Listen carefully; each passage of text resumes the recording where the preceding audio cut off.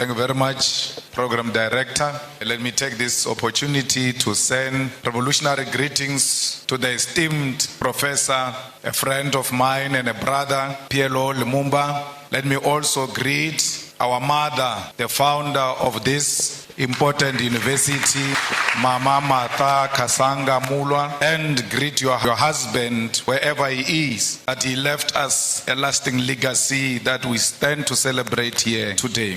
The leadership and academic staff, our Vice Chancellor, the Chancellor is here, and all the staff members who are here today to celebrate with us. And we also want to send our revolutionary greetings to the leadership of our province, what we call a province, I hear you call it sub-national, the governor, and all politically elected leaders who are here today. We are really grateful for your presence. Let me also send my greetings to the Lukenya University students and members of the community, members of the media and fellow Africans. Today it feels good to be African, right here in Kenya, a place we call our home, because all of Africa is our home. No one can ever say to me, welcome to Kenya or Lukenya or Nairobi, as if I'm a visitor. I regard no part of Africa as being foreign to me, because Africa, all of it, belongs to me and I belong to Africa. It's a humbling honor to be invited to address the launch of the prestigious Pan-African Institute, which is targeted at creating intellectual collaboration and unity amongst the people of the continent. Let us therefore begin by congratulating you on this initiative, which is long overdue in light of the importance of the continent to reclaim its intellectual and academic identity within the global community in general. We know that ideas are at the core of the African capacity to chart its own destiny within the community of the world. Intellectual sovereignty has to be forged through research and development that is steeped in African experiences, African problems, and African questions. The economics of the African Academy have been part of the modalities of the broad draining of our resources. Because of lack of dedicated funding, many thinkers in the continent are taken in the general brain drain driven by Euro-American institutions. As we have seen over the decades, there is no way Euro-American is going to fund an intellectual project that will see Africa truly become intellectually sovereign. A truly sovereign Africa is a threat to the imperialist establishment that continue to determine the agenda and control of our resources. It is also inspiring to see that our esteemed Prof. Lumumba and those who are joining him in this initiative have chosen our continent and Kenya in particular to establish an intellectual research and knowledge institution. Accordingly, our first duty is to call on sons and daughters of the continent, both based here and in the diaspora, to jealously fund this institute and ensure that it creates and charts a unique Africa based on an original thought, because we have a duty to chart our own intellectual path. We are also inspired by the fact that the institute concept of pan-Africanism include all people of African descent. That is, those in the continent, the Americas, Caribbean islands, Europe, and Asia. This is because wherever they are found, people who look like you and me continue to be treated as an inferior race. When you see a black person, when you see an African person, everywhere else in the continent, in the diaspora, and all over the world, please be kind to African people. For because they are a hated nation, wherever they are being enslaved, they are being tortured, they are being harassed. No one shows them love. But you, as an African who claim to be a pan-Africanist, you have a responsibility to show fellow Africans love and care. The violent, genocidal, and catastrophic transatlantic slave trade and colonialism are the historical twin towers that plugged the humanity of Africans into the dark night which to this day seem to have no end in sight. The image of the African as a black and subhuman was forged through massive and violent enslavement of millions of African people sold in the Americas as properties of white colonial settlers. In the coastal and mainland villages of West Africa, through the gun, the dogs, and the spears, African communities were plundered, captured against their will, and chained like animals. At the ports of Ghana, those chained, naked, and malnourished bodies of men, women, and children were scaled, measured, and sold for gold, silver, or livestock. They were put in those gigantic ships that crossed thousands of kilometers of the massive body of violent and cold waters of the Atlantic Ocean. Millions will not survive the dangerous voyages on sea. They will die of disease, starvation, or pure mental illness. Many will be offloaded alive, thrown into the deep waters to ease navigation during the storms of the violent seas. It is on those cold Atlantic Ocean's waters, deep in the bottom of the ocean, that many carcasses of African people, their bones lay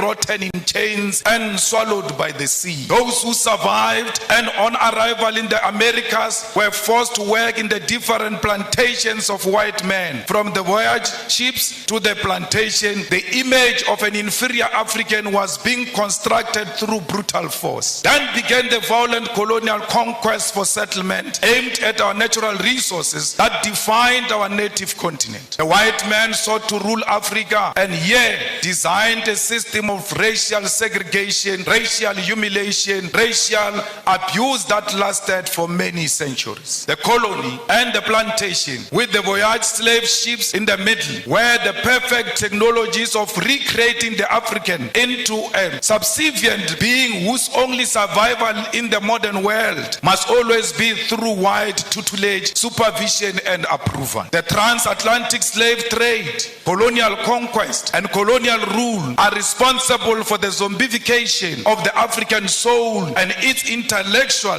damnification and the psychotic condition where Africa and its people cannot handle their affairs without white supervision. As both an intellectual project and a program of revolutionary change, Pan-Africanism is first a recognition of this terrible history, which by all definition remains a world history that has cast the African into a global identity of inferiority amongst people of the world. Pan-Africanism is never forgotten noise of the painful cries of those captured slaves whose black bodies were swallowed by the Atlantic Ocean from the slave ships. It is the agonizing cry from the brutal violence suffered by the black slaves in the sugar, cotton, and corn plantations from Georgia to Sao Paulo. Pan-Africanism is also the resounding victory from the theater of the Haitian Revolution from 1781 to 1804, led by the greatest descendant of our continent, Toussaint Louverture. Together with his patrons, they bravely led the first and only successful slave revolution in human history, defeating a combined European force commanded by a France Napoleon Bonaparte. It is the bravery of those African former slaves who will define citizenship on a racial definition of blackness, declaring that Haiti belongs to black people regardless of the color of their skin. Pan-Africanism is also the anger emanating from the countless defeats suffered by the patrons, the brave soldiers like those of Mau Mau and Bambata rebellion, defeated at the hands of the brutal British colonial forces. It is the intellectual heritage of Marcus Garvey, W.E. Du Bois, Booker T. Washington, Harriet Tubman, Pixley Isaac Aseme, Charlotte Mateke, Winnie Mandela, Kwame Nkrumah, Seiko Toure, Julius Nyerere, Haile Selassie, C.L.R.A. James, Frantz Fanon, Thomas Sankara, and today our own Prof. Lumumba, together with us, must carry the mantle of the African Pan-Africanist core. Pan-Africanism is a set of ideas ideas written in chains with blood, spear, and the unforgiving guns of the sons and daughters from the Algerian Revolution to the Battle of Kutoko-Naval. It is the one-party state of Africa as a whole, as professed by Marcus Garvey. It is Ami Caesarius negritude, Kwame Nkrumah's African socialism, Steve Biko's black consciousness, Julius Nyerere Ujamaa. It is also Mbeki's African Renaissance, all based on forging a unity of African people who are formed by the same history and must seek after common destiny. It is the architectural achievement from the pyramid of Egypt to the cities of Mapungubwe. It is the industrial invasion by Garrett Morgan, traffic lights, Frederick Jones, refrigerated trucks, and Alexandra Miles, automatic elevator doors. It is the cultural movement in jazz, R&B, reggae, funk, blues, kwaito, juju Nigeria, chimorenga Zimbabwe, makosa Cameroon, and benga Kenya. It is the novel Things Fall Apart, The Devil on the Cross, Maru, The Trails of Brother Jeru, Songs of Solomon, and Notes of Native Son. It is the artwork of Gerald Sekoto, Chike Anyako, Oche Okeke, Edmonia Lewis, the religious movement of Bishop Lekhanyane, Manku, and Shembe, the Coptics of Egypt and the Ethiopian Orthodox Christians, as well as Islamic denominations from Tunisia, Nigeria, Kenya, all deserve a place in the rich thinking and knowledge about Africa and its people. It is true that Pan-African call has also been prophetic, carrying important cautions that those who conducted the project for the rebirth of the African continent in the post-colonial context have not heeded to. In the pages of Frantz Fanon, Ratchet of the Earth, lays a critique which, since independence in the 1950s to this day, leaders of African people have failed to give programmatic response to this call. First and foremost, the Pan-African call is a call for African unity, not cooperation, collaboration, or coexistence. Many of you confuse the unity of Africa to mean collaboration or cooperation. We don't want to cooperate, we don't want to collaborate, we want to be one, and being one means we must share the same vision and the same direction. Yet many over the past half a century have chosen cooperation, which has given way to neo-colonialism. That is to say, for African leaders to continue colonialism without direct rule by colonialists. The launch of the Pan-African Institute right here in Kenya must help us intellectually to shift towards revolutionary Pan-Africanism, contribute to resolving some of the historical mistakes, blunders committed by post-liberation movements. We should state clear here that while the formation of the Organization of African Unity was a step in the right direction, the fact that the founding conference failed to unite the African continent is a historical blunder. President Kwame Nkrumah, Seko Tore, and Emperor Haile Selassie prophetically said that the failure to unite the African continent will give rise to the neo-colonialism and that African continent will perish. The revolutionary Pan-Africanist ideological and political diagnosis of the future was correct. The future is here. 50 years later, we know that we remain visitors in our own continent. We know that our resources benefit Euro-American than our own people. This is despite most African countries gaining independence from colonial rule since 1957. Massive, huge tracts of land, our mineral resources, our animals, our oceans are still owned and controlled by the colonial masters. There are no countries in the entire African continent that have gained full economic emancipation and independence. And this includes Ghana, which was the first to lead the road. Till to date, it can't claim that Africans in Ghana own the means of production. In 2016 report titled The New Colonialism reveals that there are 101 British companies listed on the London Stock Exchange that control and identified $1.5 trillion worth of resources in Africa in just 5 commodities: oil, gold, diamond, coal, and platinum. This is a very conservative figure since it includes resources listed by only some companies. Many companies do not provide the figures of the resources they control. And majority of these companies that do not tell us what they control and what they own in Africa are found in DRC, because they are the ones who fuel the divisions in DRC. They are the ones who fuel the fight in DRC, and they are stealing the resources of DRC because they know there is no proper accountability for such resources. The War on Want report on neo-colonialism further illustrates that the fact that these 101 companies control and own the following key resources on our continent: 6.6 billion barrels of oil, currently worth $276 billion US dollars. They control 79.5 million ounces of gold, worth $119 billion US dollars. They control 699.3 million carats of diamonds, worth $134 billion of US dollars. 3.6 billion tons of coal,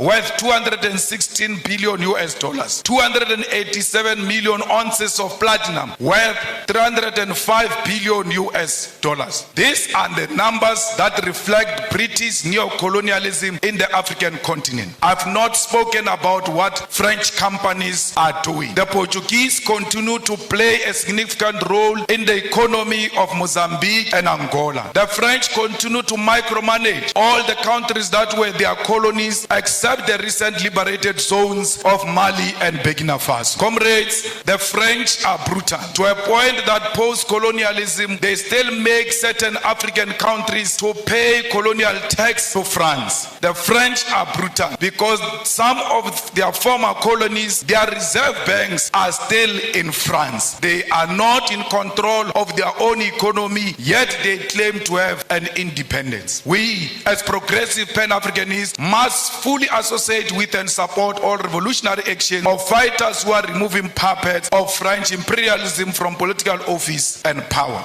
Not all these actions are revolutionary, because we must be careful of French-sponsored coups in Africa, where we think there is a revolution taking place in Guinea-Conakry, only to find that there is a French puppet who seeks to replace those who were there before. There is nothing revolutionary about the Guinea-Conakry coup. We ought to separate that. There can never be a revolutionary coup that reinforces French imperialism on African soil. Anyone who comes into political office under the pretense that they are fighting a French puppet, while knowing they are the French puppet themselves, must be isolated by progressive pan-Africanists. All French soldiers and military must leave the African continent, and this also should apply to neo-colonial military bases, including the African Command Center of the USA. We don't want the army of America.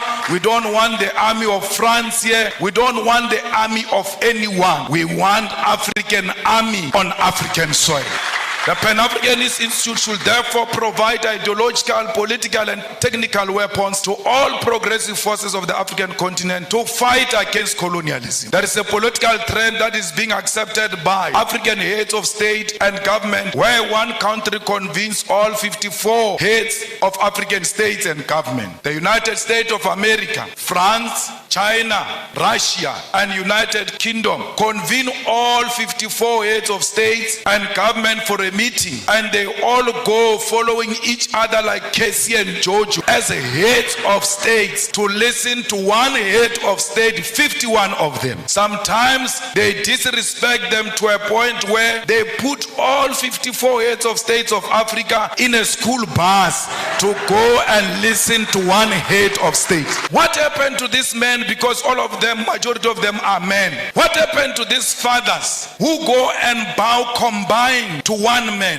even if it's Putin? Why would they all follow each other and go and listen to one person? What happened to their dignity and their authority as leadership? They must have leadership qualities to know that Putin is equal to them, that China is equal to their own single country, irrespective irrespective of their size, because what matters is sovereignty. And if China recognizes that sovereignty, will respect the president of that sovereign country as an individual. Kwame Nkrumah noticed this when he said that neo-colonialism also means the following: breaking up former large united colonial territories into a number of small non-viable states incapable of independent development. An external directed economic system and political policy, the state being obligated to take the manufactured products of the imperialist power to the exclusion of competing products from elsewhere. Payments towards the cost of running the state to ensure control over government policies, and foreign capital is used for the exploitation rather than the development of less developed regions. On my way here, we saw how the people here are working the land. We saw that there is no piece of land here that is not being utilized to the benefit of our people. But the question remains, where do these people sell these things? Because they can't consume all of them. Yes, they must produce to feed themselves and feed the whole Kenya and feed the continent and the world. Is the government buying food that is produced fresh from this soil, or do we have companies that are owned by white people in Nairobi who bring finished products into the land that has got products that can be bought directly from our own people? We say people must work the land. After they work the land, their own governments in Africa do not procure from those people. Because if it does not have a white color, they don't like it. Our leaders like their colonizers more than us. That's why they always seek after anything that looks like colonizers. 10 years ago, we as revolutionary activists and visionaries from south of African continent started the revolutionary socialist movement and pan-africanist movement, the EFF, Economic Freedom Fighters. When we formed the EFF in South Africa, we told them that our organization is not for South Africa. Our organization is for all Africans. And we said this.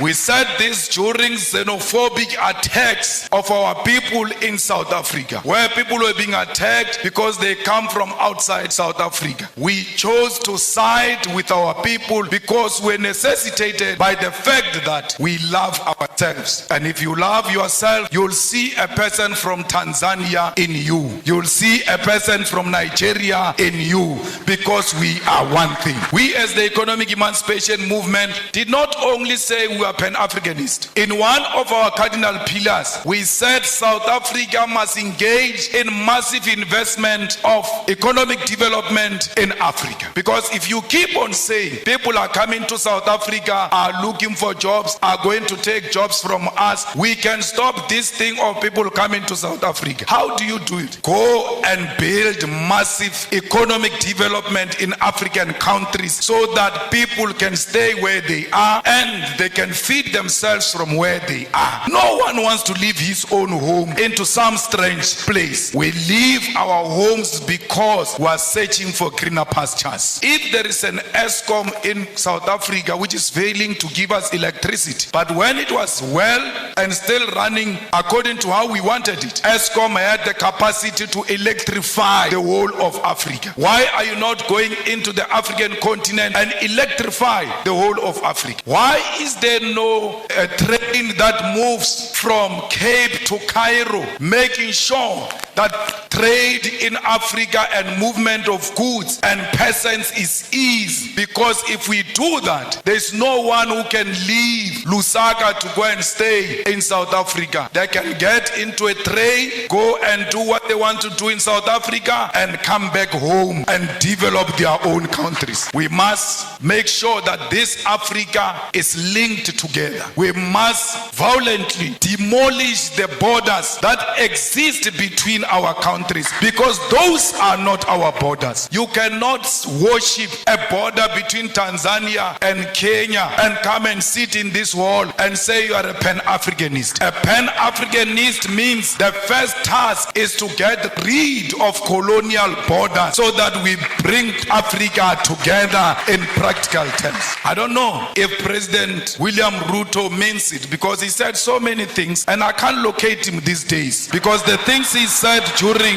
election and the things he's doing now are two different things. Because I heard him saying we need to do away with the dollar and build our own currency, but his actions are not speaking speaking to anything of doing away with the dollar. The latest being putting a red carpet for a murderer, a person who killed the Kenyan people, coming into this country, receiving a red carpet and being saluted by our own army. This is not a Kenyan army, it's not a colonialist army. The Kenyan army is a product of the Mau Mau rebellion, and those who killed our people in the Mau Mau rebellion cannot be saluted by the same army of the children of those who were killed during Mau Mau rebellion. We have a duty to stay true to the cause. We have a duty to remind the king and Britain of what they did to us. Indeed, he shows no remorse. He says this was bad, it shouldn't have happened. But he runs short of, I apologize, I am sorry. He will never say he is sorry, for because he thinks that his race makes him superior and he's not qualified to apologize to those who are junior to him.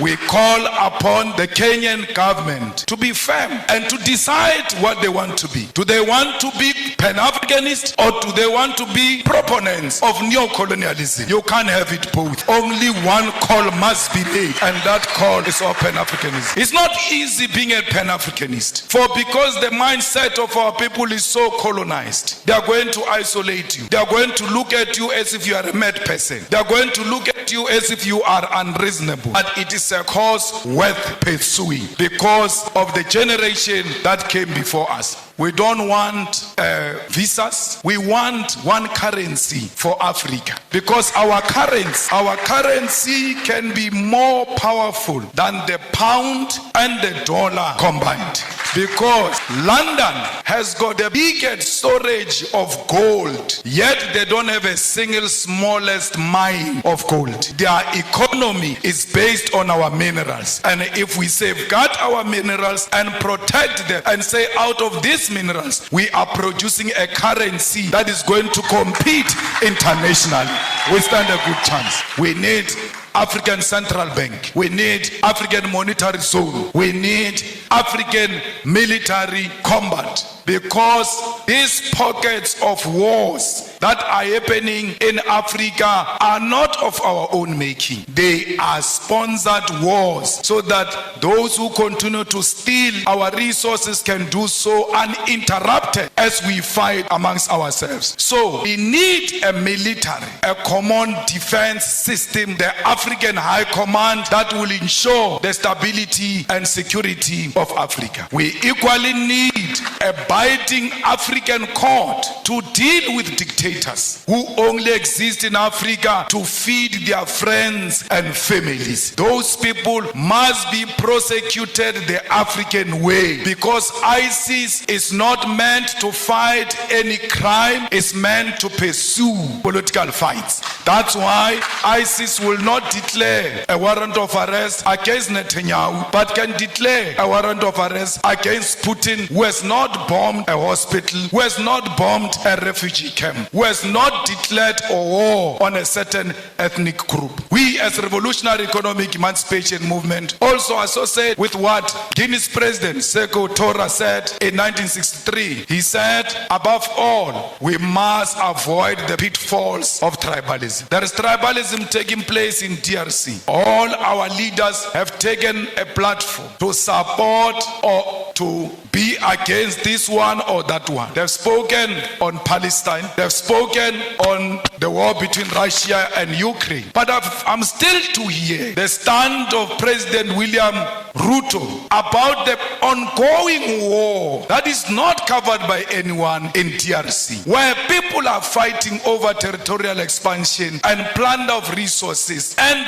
blacks are killing other black people, and we pretend that we don't see. It's important as leaders of states and governments to always condemn violence and war, especially if it's barbaric and informed by tribalism and unjustifiable territorial expansion. expansions. Before you can speak about other countries, charity begins at home. Let there be peace in DRC. Without peace in DRC, Kenya will never know peace, because these rascals are going to learn from those wars in DRC and want to import them into Kenya. You have a duty to stop them there before they come into Kenya. Comrades, we will make sure with the struggle of all immigrants, most of whom are economic migrants and asylum seekers in South Africa. We will never. In South Africa, they say to us, if you want to be elected, you must declare war on illegal immigrants. And illegal immigrants, they mean Africans. We have refused as the EFF that we will never declare war on any immigrant, illegal or legal. Illegal according to whose law? Because if you are illegal, you should have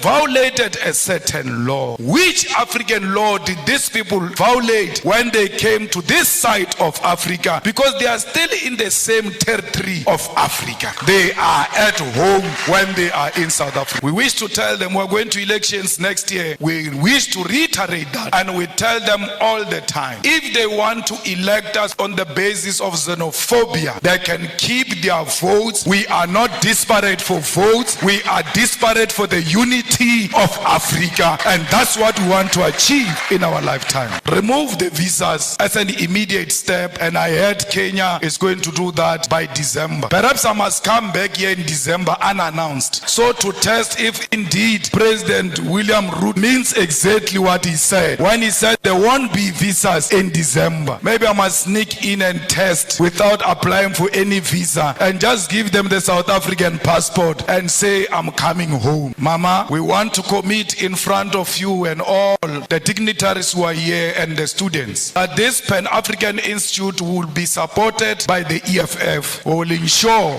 that indeed it has got a home in South Africa. We will not only support it verbally, we will put money into it. We will pay the staff members of the institute. We will also pay the offices of the institute, because we believe that we must speak one language as Africa. We will donate the books here at the university to ensure that every African writer has got his or her book in the Pan-Africanist Institute. Let's all spread the gospel. Indeed, it was not a mistake to launch it here in the rural areas, because no one must be left behind. If you can carry on your back the rural communities, you have no any other option to go anywhere except to go to the urban. But if you start from rural, there's no way you can cover the urban. But if you start from the urban, you are going to be reluctant to come to the rural. We are starting here to liberate our people in the rural areas, and we're going to the urban to ensure that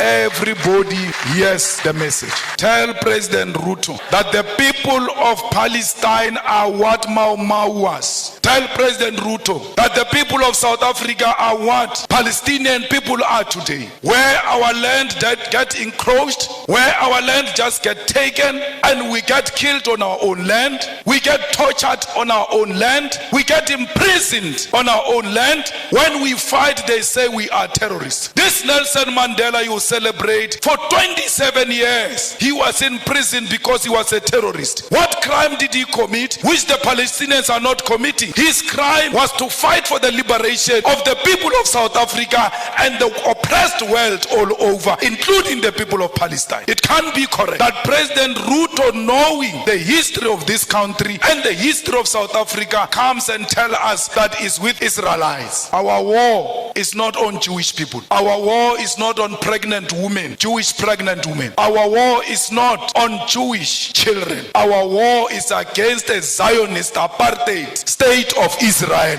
and that's what we are fighting. So if he got money from some Jewish person, we are not fighting that funder of his. We are fighting the state of Israel. We are not fighting individuals. We are fighting the state of Israel. At the age of 9 years, the boers just walked into my house and turned everything upside down, stripped my mother naked. When I see what those children of Palestine are going through, I can immediately relate that this is what apartheid looks like. We cannot be pan-Africanist if we can't associate with the oppressed nation. Our pan-Africanism is based on the basis that we are an oppressed nation ourselves, and everywhere else where we see an oppressed person, that person is our sister, that person is our mother, that person is our father, because we are not free until the whole world is free from imperialism and colonialism. I don't know if you'll regret inviting me after this, but my problem is that I tell my truth as is, and I say it to authorities without fear or favor. Till today, no one has ever sued me legally successful. Till today, no one has imprisoned me, because you can't imprison or sue the truth. The truth will always prevail. Comrades, we must make sure that as we live here, our sympathy is with the oppressed people. Look at Cuba. Its crime was to choose a different economic system to what America has chosen. And then they are under more than 60 years of economic embargo. What crime did the people of Western Sahara commit against Morocco? We are at the center of speaking the truth as a Pan-Africanist institute, because we've got the ear of the continent and the diaspora and the whole world. And this organization we are launching today, Prof, will live forever and ever, because you only speak the truth yourself to power. And you always make us politicians to want to check if indeed we are still on the right track. So an institution established by a person like you, we are guaranteed that it will live for long and it will live for generations to come. That's why we are proud to be here. I was not brought by a plane here. I was not brought by a car here. I was driven by the spirits of those people who were dumped in the oceans. And when they were dumping them in the oceans, their cries are still crying loud till today. They did not dump them in the ocean only. They dumped them chained on their hands and their feet, and they could not fight. When the sharks were eating them in those oceans, they could not fight. Even if you know that today I'm going to die, but it is always good to die fighting. That you must hold the shark even when you know it's going to swallow me. I must die fighting. Those people who died in the ocean said to me, you ought to arrive there, for because what you guys are going to start there is that which is going to seek reparations for us. As you leave this place and going back to your home, remember the people who died in the plantation, beaten, treated like dogs. Remember all of those slaves that asked for help and they never found help. But you must say to them in spirit, the help has arrived. And that help we declare today, that will fight the battles of the heroes and heroines of Mau Mau, of Mbambata rebellion, of the slaves. This Pan-Africanist Institute must be at the center of demanding reparations for all the suffering Africans have gone through because of colonialism. We must teach our people that we are not beggars. When we ask for reparation, we are not asking for donation. We are asking for what was stolen from us to be returned, so that we can prosper and become a better nation. Thank you very much.